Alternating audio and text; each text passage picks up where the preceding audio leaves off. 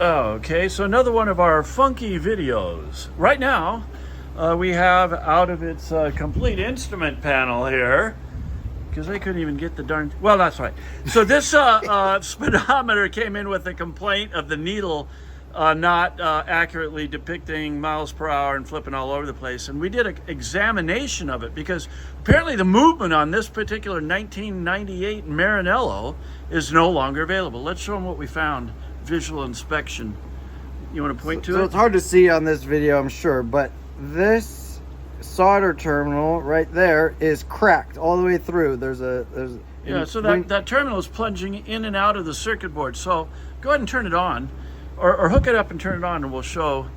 I think we can duplicate the customer complaint here using our RMS generator here, which is now at 103 hertz. Ta-da! And so here it's running, but if you tap on this ever so slightly, it bounces around.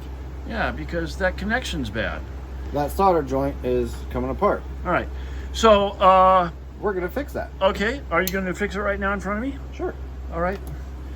So as is typical on circuit boards, they don't need very much solder and they don't need very much heat. So here he's got a little extra solder on the tip.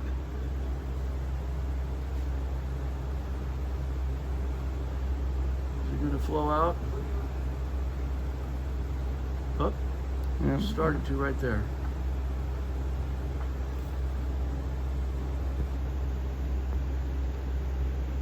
Did you get it? I think so. You got it. All right.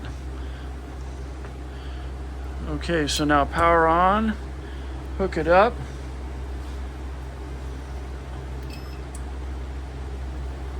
Okay.